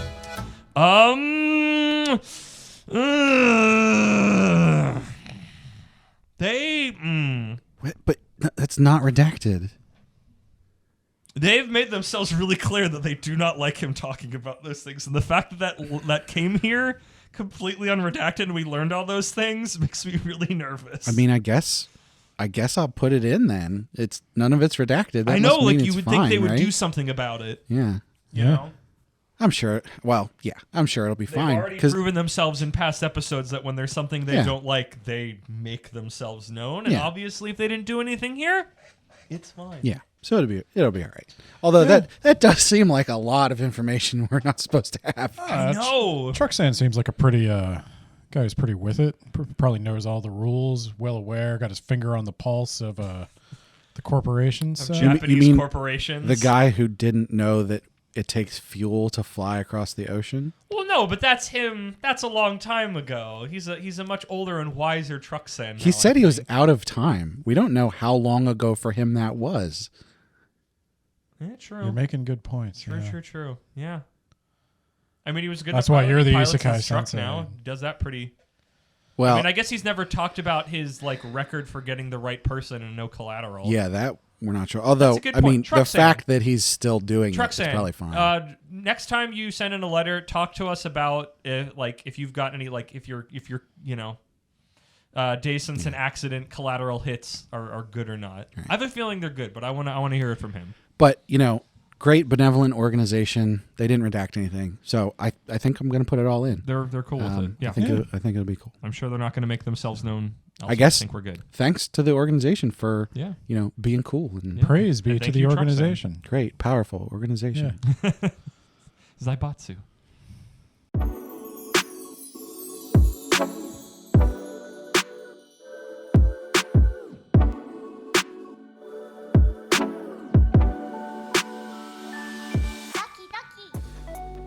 All right. Well, here we are in Act 3. We've come to it. Save the best for last. The great backstory. I don't know.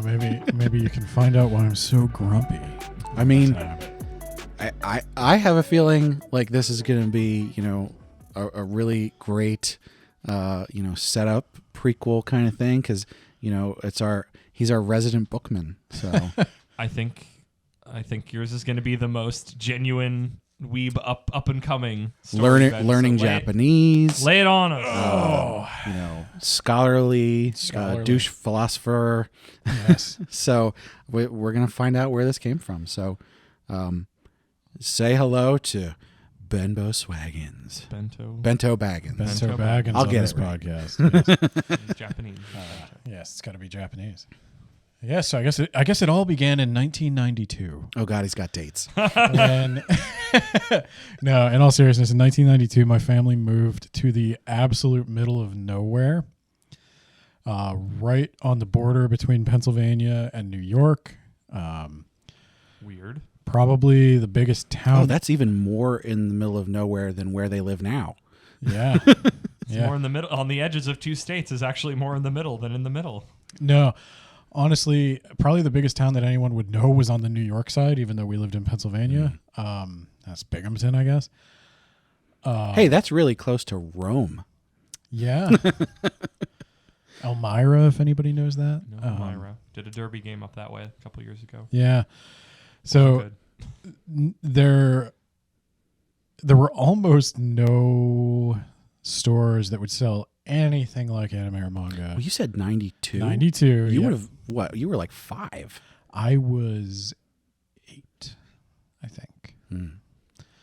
And so didn't have any anime or manga related stuff at that point. But in 98, I remember I think Pokemon came out, and I think Sailor Moon was also airing. I want to say it was on Fox. They had a block where it was like a few cartoons. I remember the Mighty Max cartoon. I remember Sailor Moon. Sailor Moon was the first one where I recognized that the art style was different from any cartoon I'd ever seen. By the way, you were 4 in 1992. Whatever. F off. Bump off. Oh, no. It was probably 96 then. No, that makes Yeah, it sense. was probably 96. So I was probably about 6 years old. But yeah, 98 was when I saw my first anime. And it was Sailor Moon was the first one I recognized as an anime. I noticed the style was weird. Couldn't figure out if it was like an old cartoon because it kind of had like those Betty Boop eyes. Well, in 98, that was old. Well, I couldn't figure out if it was old for 98. Right, yeah. It didn't look like Mad Max, or not Mad Max, Mighty Max. Old for an American cartoon. Yeah, I guess. The old-timey. Yeah. Well, I mean, Yeah. we're seeing back then we had actual old cartoons on television. Right, that's what I fairly mean. regularly. Yeah. So I it's can not see how. that out of the bounds. Yeah. Right, how you would be But- like, Used oh, to. is this? Yeah. I did notice the credits were entirely Japanese people. So that was my first clue that this came from somewhere else. Pokemon, I think I knew was Japanese then at that point.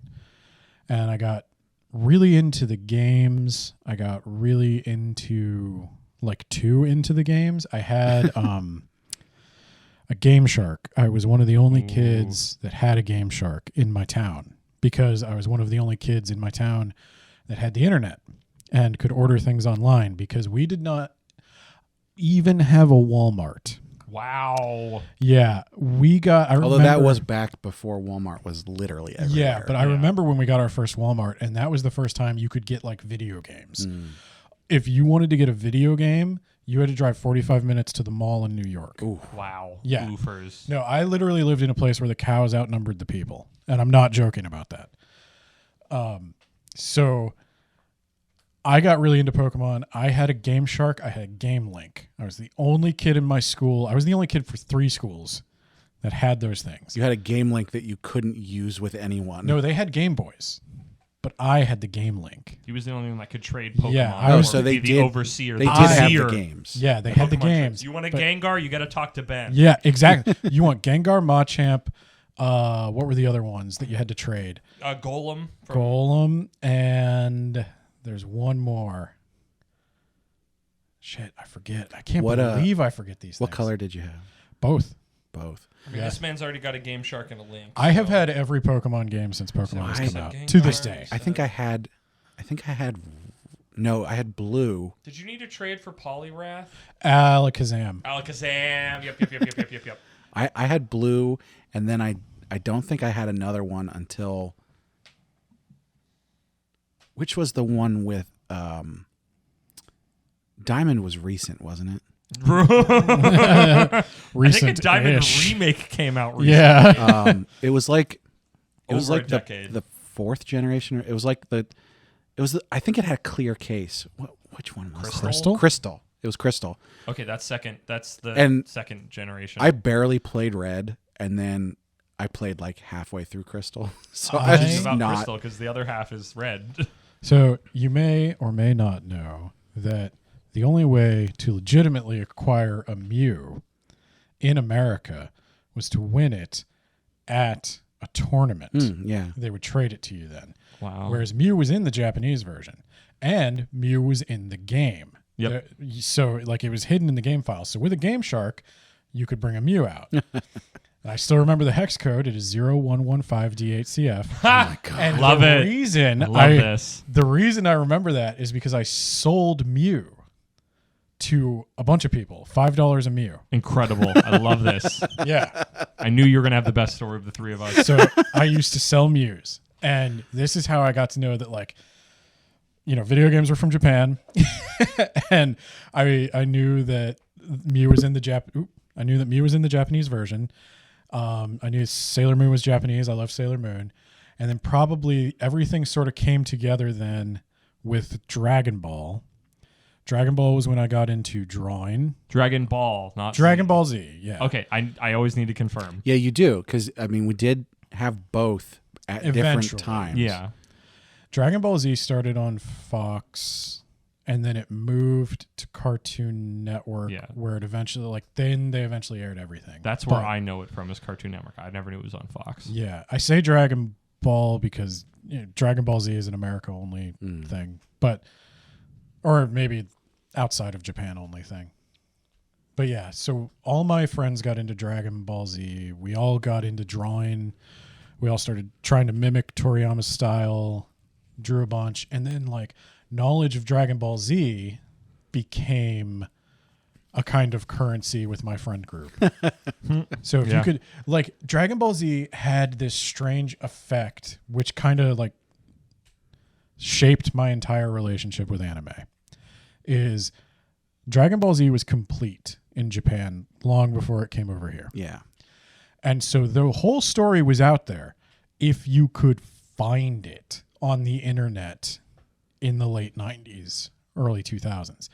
And if you were really savvy, like the holy grail of Dragon Ball Z was fan subs or bootleg subs from China, which is what most of them were. You would have to know somebody who spent time in Japan or China who could get you the VHS tapes, and then you could rip those onto a computer and share them. And so we had we knew some people who traveled in our tiny town, like mostly people in the military. Yeah. And so we would have them like literally scour the streets of Hong Kong for Dragon Ball Z VHS. And we would have them bring it back. They had no idea what they were looking for. We would just send them pictures. Like, we want this. Spiky Bring me hair a guy. Goku. Yeah, I want bring a me a Goku. Goku. And so they would bring us bits and pieces of like the Boo Saga. I remember when we got our hands on a VHS sub of Vegito fighting Boo. And that was like, you had to be friends with the kid who had that. Your head must have exploded. You had to get to his house. And so anything you could know about Dragon Ball Z, like, spoiler culture never made sense to me after this, because like we were just scrambling. Like, you knew you were like, from the time we got into Dragon Ball Z to the time it actually ran to completion in America was years, like 5 years. Yeah, I distinctly remember, like, because I never saw the Boo Saga for like the longest time, and then when I finally saw some of it, and then learned like when it actually came out, it was like mind blowing for me. It's like, why is this? It's so old, but now it's here. Like, what's going on? Yeah, and just to be able to explain simple things, like there were huge debates at my school amongst this goes all the way into 6th grade, about like, what is something actually called? Because you had the competing dubs of Dragon Ball Z. Oh man, you're You're older than me, Ben, but you're like already earlier along in your like anime tutelage. Kaioken or Kaioken? Is it Saiyajin, Saiyan? Oh my God. Saiyajin? I've never heard that. DBZ Abridged has the best Kaioken joke because they actually talked about this. They've been doing. I've been watching those too. They've been doing the this commentary thing that on we're it. doing. And is what it's called. I believe they talked about there's this joke. So Yamcha's like, when are we gonna learn the Kaioken, King Kai? Kaioken. Yep. What? I'm King Kai. Kaioken. Like my name. Yeah. Well, and that was the Ocean dub fucked everything up. Because they say King Kai and then they say and this, Kaioken. It's like, what are you doing? This also informs my hatred of bad translation because that changed the show. Like there were huge debates as children. We had no idea why.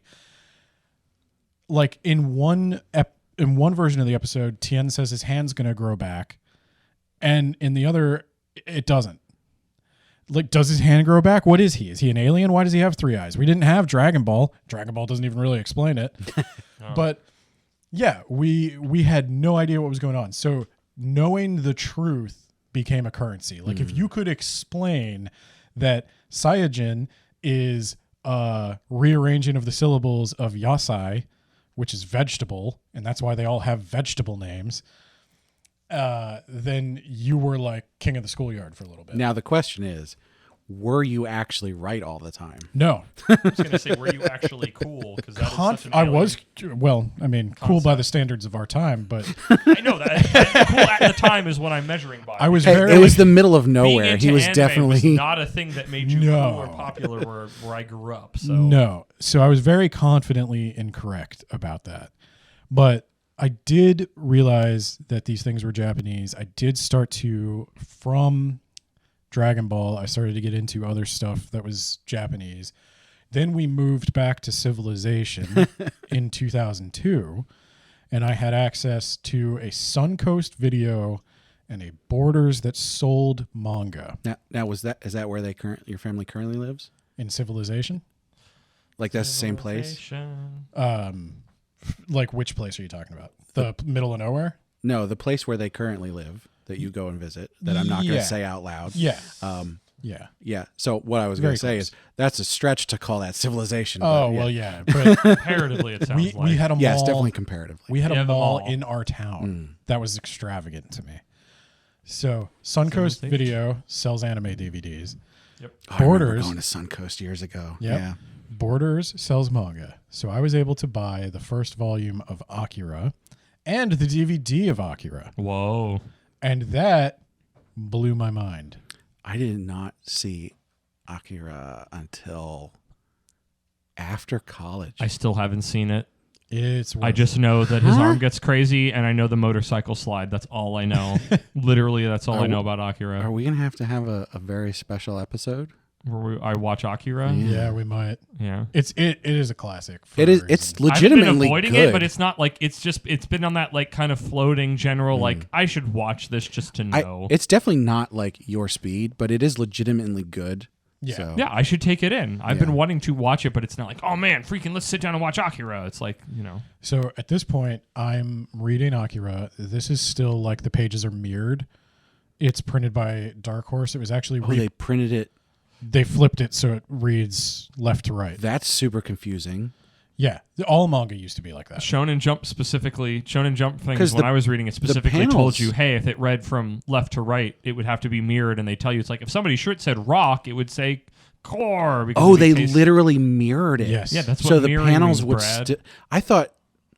Yeah. Yeah, they Because mirrored you the have whole to read thing. because the boxes normally read right to Well, left. right. I was so thinking you'd like, have to, you have to you'd read have it to like flip this. the box. Like, No, they mirrored the whole image, and wow. a bunch of manga artists hated that. Yeah, Yeah. that sounds terrible. That's probably why Shonen Jump would had a specific yeah. page at the start of all their American stuff that said, hey, if you open the book at the normal start of your book, if you let it, it's like, hey, you don't start here. Go to the actual start of the other side. We read right to left. But that's why I always talk about like I'm very sensitive to Japanese media becoming like just simply recognizing that it's from Japan. there is a big point in history where nobody wanted you to know anything was from Japan because you would associate it with weird and crap. Check out our episode on translations and localizations. And and so I bought this, and that's also why I get like, I started probably getting into, at this point, there's not a lot of good resources to learn Japanese unless you happen to be one of the very lucky people whose high schools taught Japanese, which is rare in the United States. Just buy a Japanese dictionary. You could, I mean, where would you find it? If you like, Amazon's not around yet. Well, I know for a fact that Borders had them. Our Borders did not have any language section. Really? Yeah. It was bare bones. Huh. That Borders would go out of business quicker than most. But yeah, so I'm reading mirrored manga. I did not know at that point Japanese read right to left. I don't think I put that together. And that was especially confusing because in video games and stuff, it doesn't. Sometimes it does. Sometimes it doesn't read right to left and up and down. But I didn't. Oh, you know mean like that. the actual Japanese? Yeah. Why would they do that? Because the software prints left. Oh. So Right. they were reusing old. Interesting. Yeah. So yeah, there's a lot. Like if you write an email in Japanese, it's not going to go in vertical columns and right to left. It's going to go. So I started becoming aware of that, but then it was that same thing of like, there are no good sources. There's no reputable authority on this. And I'm getting interested in knowing what things are actually like. I'm starting to get interested in like going to Japan, knowing Japanese, reading the original. And when I start looking at the very little bits of Japanese text I can get my hands on, I'm starting to realize I'm not getting the authentic thing. I'm getting this highly Americanized thing. And I started to associate Japanese with cool. Yeah. And I started to associate. I think we probably all did that That's for a little while. That's what being a weeb is about. Yeah, like I wanted to know the deep lore of the anime. I hated getting it filtered through a translator. I hated that Dark Horse had to print Akira in Let me see magazines. glorious Nippon. Yeah. I think it was probably Bleach for me that started that. What? Of like, oh, this is edgy and cool. Japanese stuff is edgy and cool. I mean, without understanding how much. Did you have a there was. katana or won a katana when growing up as a teenager?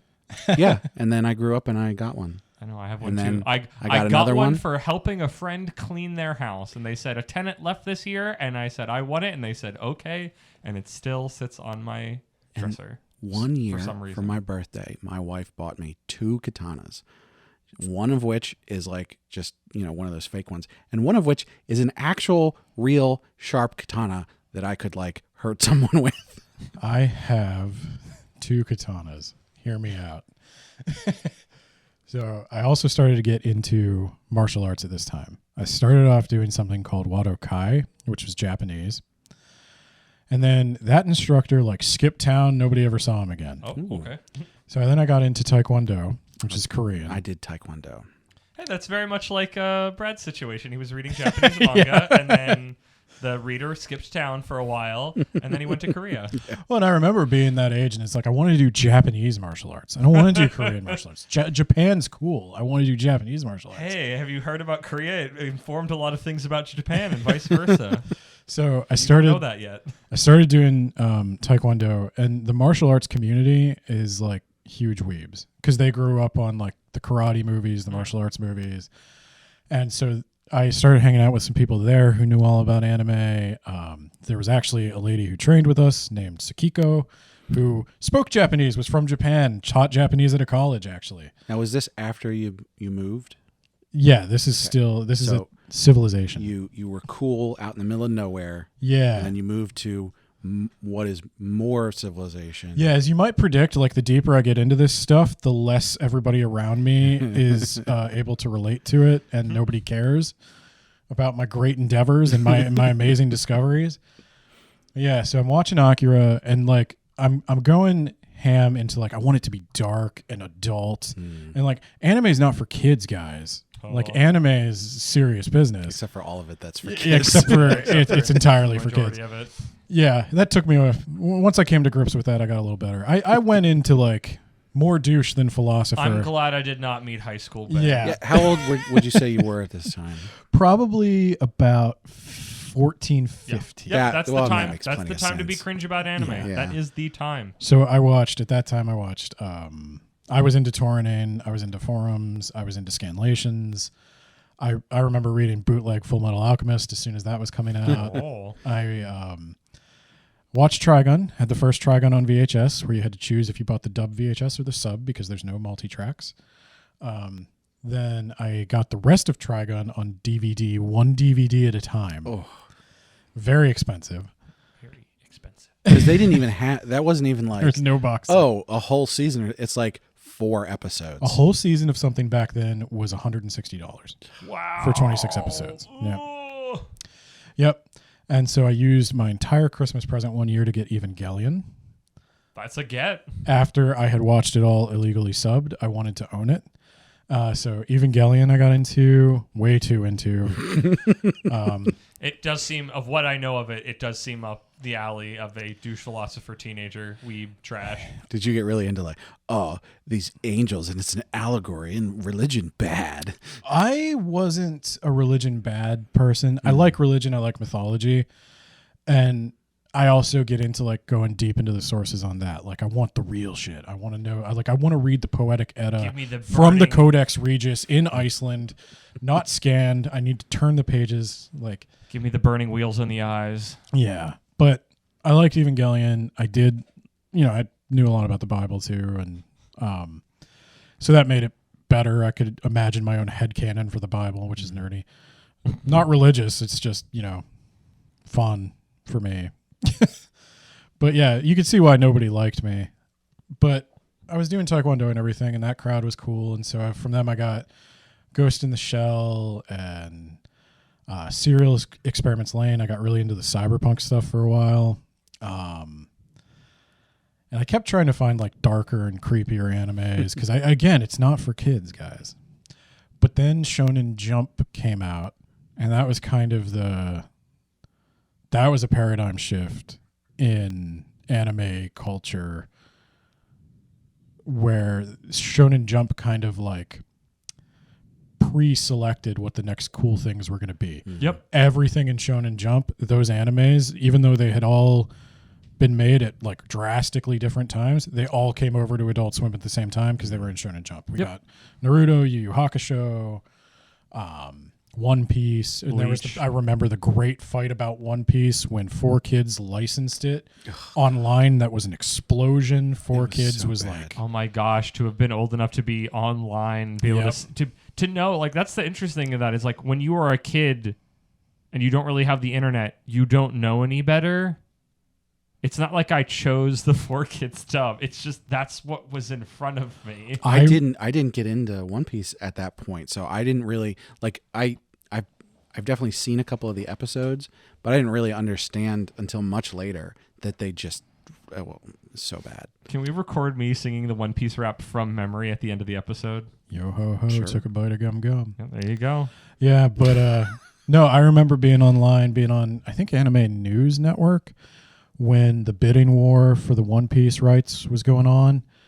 And everybody was kind of hoping it would go to Funimation or Aniplex. Like we all had sort of like favorite distributors, which was, it's such a weird thing to think about. In Although I media. have to say, back then, I was not down with Funimation either. Like, definitely not as bad as the 4Kids stuff. And I did get that wrong the one Funimation time. censored, and nobody Yeah. liked them about Funimation for was that. was like, do the little kid stuff and like, Yeah. yeah. Yeah. But no, I remember having all my favorite distributors and all that stuff. And I think I went into college and I had dabbled with learning Japanese a couple of times from whatever was online. No Duolingo, no Rosetta Stone, nothing like that. There was just a couple of websites that were like, Watashi wa your name desu. And it's like, wow, I know how to say Watashi wa ben desu. I practically speak Japanese. How, like, what? I've got the basics now. What more? I just need to fill in the vocabulary. But I'm still drawing anime. I'm still doing all that stuff. And I go to college and I got like totally out of it. Really? I stopped watching any anime whatsoever. Like the whole time? Not the whole time I was in college, but I had gotten more into martial arts than anime at this point. I was still into Japanese and still into Japanese martial arts, but I was starting to get more into Chinese and Chinese martial arts and Chinese history as well. And then as I got into college, I didn't join the anime club. I did join the martial arts club. I joined, the karate club, it was called, even though we didn't do karate, which bothered me, but little stuff like that always bothers me. But yeah, the karate club they took a dim view of the anime club. So That's interesting. I thought there would be at least some overlap. there is some overlap, but like the anime club was not, our anime club at my college was sketchy. I feel like at that point when you're in college, the self-loathing of being an anime fan can really kick in, especially if you're on the outs of it. 4chan was picking up at that point when I was going into college. So there were a lot of 4chan types. And that kind of meme making and stuff was big in the anime club. And Gotcha. but I did go to an anime convention in college, my first one, which was, I think, Otakon in Pittsburgh. Still rocking and rolling. I got a buddy that goes So- over there. Were you back into it at that point, or did you just go, I'm going to go to this thing? No, I just happened to be in Pittsburgh when Otakon was going on, and I was like, okay. That's weird. I never made the choice to not watch anime. It's just, I think my college internet sucked, and so my torrenting kind of just stopped. And I didn't have time to torrent and curate and burn all the CDs and everything. But yeah, I went to Otakon, did not care for the convention experience. The one thing I liked about the conventions was the shopping you could do. I liked being able to get the stuff from Japan. There weren't a lot of like import stores. Import was super duper expensive, and this was a way you could get it for a reasonable price. So I would always go to conventions just to check that stuff out, and then I would be gone. I didn't do cosplay. I didn't do a lot of the Artist Alley stuff. I didn't go to any panels. I just sort of trolled through everybody's bins, and when I was done with that, I left. It's just a giant flea market. Yeah, and that is what I prefer all conventions to be. That's how I treat the Renaissance Fair. I go there, I buy 20 sticks of incense, and I leave. That's Maybe You know, that's what you he can wants. buy incense at other stores. I know, but they have really good He incense. likes the incense at the Yeah. Red Fair. They have good incense, and they make their own soaps and stuff. So after I got out of college, I started to get back into anime a little bit because I was working. I got a job where I was working like 60, 70 hours a week. And I didn't know, I moved to a different town, this town, and I didn't know anybody except the people I worked with. So I didn't mind hanging out at work. But when I was home, I was bored, and I started getting back into anime. Language learning tools had gotten a little bit better. There were more online programs. So I started learning Japanese again. I stubbornly, for a long time, resisted learning how to read. I was like, you can't possibly need to know kanji, right? But you do. Got some words for you.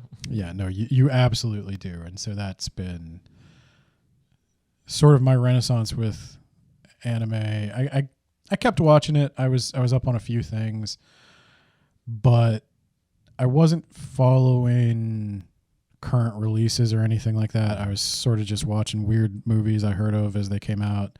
Got into the Satoshi Kon stuff, which again fit with my big, dark, not for kids fantasy. But then I think Weeb Cabal was kind of my, I guess, second renaissance.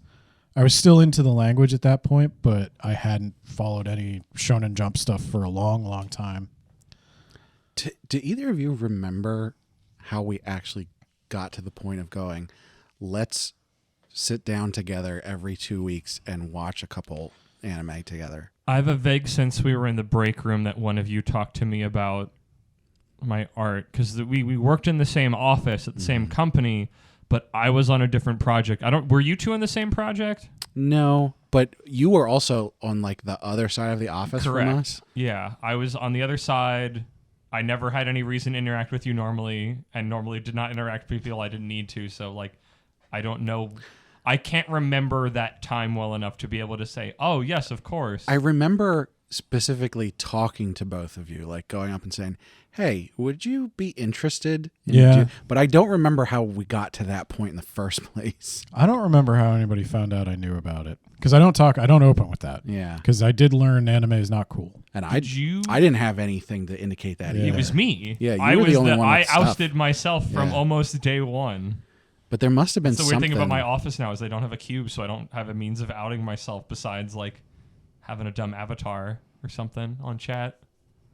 Do you remember what the first thing we watched was? I think it was My Hero, because I think we saw My Hero one and the new season was coming out. And I'm like, yeah, I'll watch it together because it was just watching it. Yeah, My Hero was up there. Mob was up there at the beginning. Mob came a little later. Demon Slayer, maybe?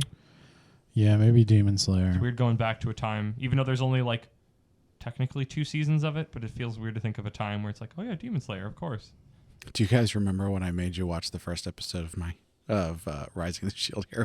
Yeah, I hated it. I remember not reacting to it as strongly as either of you did. I was like, and I think you knew I wasn't going to like it. Or the first I season is good. like it. But yeah, the first episode is an hour long, and it's like not awful in the sense of like no good, but awful in the sense of like really depressing. After this. But yeah, it is weird to think about, like, it's those moments, I guess, if we're getting to the point now that where we are now, where it was just like, you just have your anime buds, you know? Mm-hmm. Like, I don't think I'd watch anime, really, without having you guys or my other little roller derby anime squad, because I'm bad at sitting down and watching things myself, but it's like, I enjoy doing this every week. Yeah, it's one of my most long-running things that I do. I was trying to figure out what, like, the initiator was, what the series was that was like, hey, we should watch this together, because you know, I was watching a couple different things at the time. I feel like I probably watch more things than you guys do, like independently. Yeah, I don't watch anything outside of this, but there must have been something's really calling to me. One key one that was like, we're all interested in this. My Hero. I guess that's the question that I'd want to answer then, is that I think you talked to me about it, because like I said, I had a My Hero Academia poster up in my cube, but it's like, how did Ben get roped into this? If you guys weren't already like anime buds before that. I don't remember. Well, there you go. What an interesting story. What a story, Mark.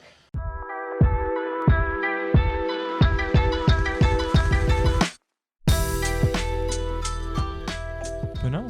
Thanks everybody for listening to our stories. If you have any stories of your anime prequels or upbringings, your own renaissances as you kind of grew up in your experiences, no joke, we would love to hear about them. I love hearing about other people's experiences, because I know they're going to be different than mine, or the moments that kind of resonate with you. If like I went through something like that, or like, wow, my experience was entirely different. So like, reach out to us on Twitter at, what are we?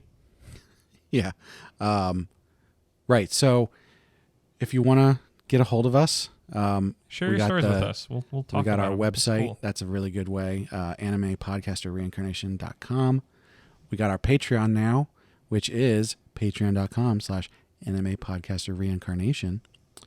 And then on Twitter, you can hit me up at Isekai Sensei, Andrew at Kermit D. Grog, and Ben at Benbo Swaggins. And you can also send me an email, Isekai Sensei-Sama @gmail.com. And then we've got our YouTube channel, which is That Time I Got Reincarnated as an Anime Podcaster.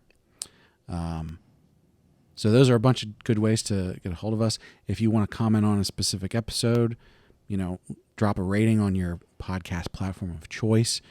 You can also leave like comments and stuff on Good Pods. Good place for that.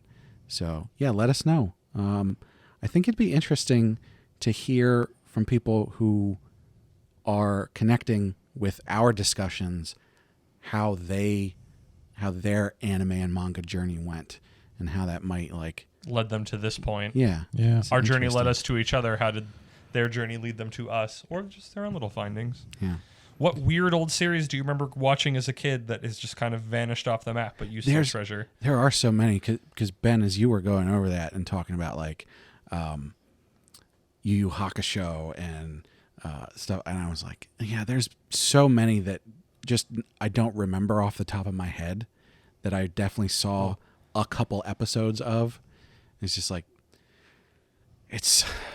I'm so old. I want to take 1 minute to reminisce about a show that was technically not an anime, but was about the popularity of anime in America, called Kappa Mikey, which was about an American cartoon being out of work in America and going to Japan and acting in anime as an American cartoon.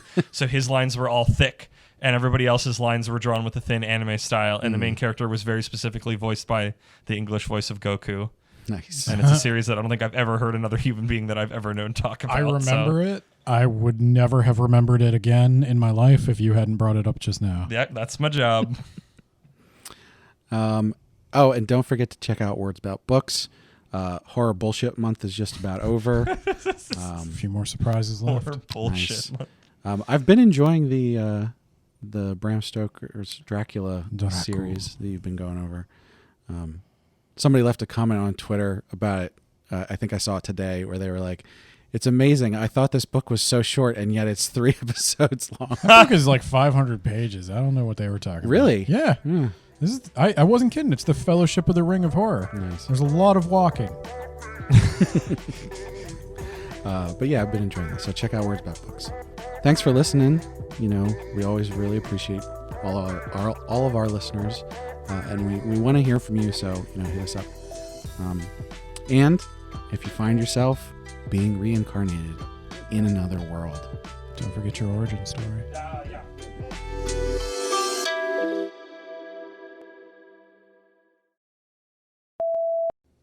Our last episode currently has 69 listens. Nice. That makes me really happy. No one else listened to it. I was just going to say, if you listen to it now, I will. If you listen to it one more time, then you got to take it to 69,420. You got to unlisten to it. I thought the whole bit was that you were going last. What whole bit?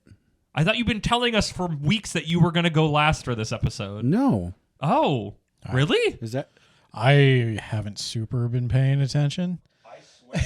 I thought you just said. That's something I'll talk about, but yeah, the convention scene. I'm excited to hear about convention because I don't think about that's kind of its own little bubble for me, and it's got its own weirdnesses in it. So I didn't think about it to bring it up, but it definitely fits in the narrative.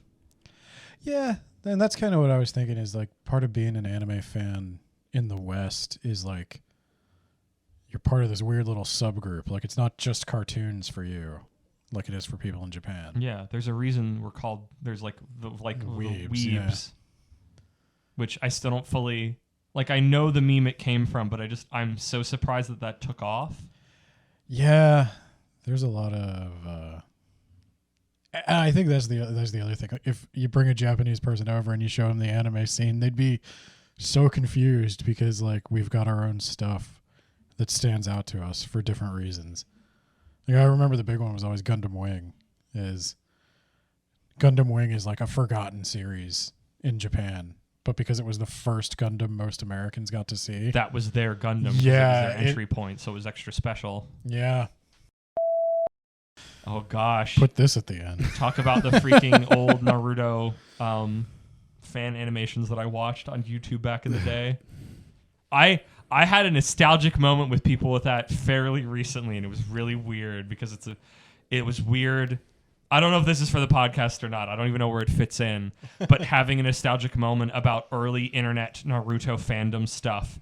And this being with a bunch of women and having just a completely different experience with a lot of the characters. Because when you're a boy type thing growing up, Sasuke is mostly just a motherfucker and you don't like him. Yeah. And all of them are just yes, cringy old swooning over Sasuke. And I'm like, what the heck is going on? What is this? Why? You're adults. We're all adults now. All right. You want to sing? No, not anymore. The moment has I want to passed. stand up. My butt hurts. Hey everybody, just heading home from recording the podcast and just wanted to take a second and say thanks again, because, we've been doing this podcast for a year now, and we've been having a lot of fun with it, and we really appreciate everybody who listens. So I just want...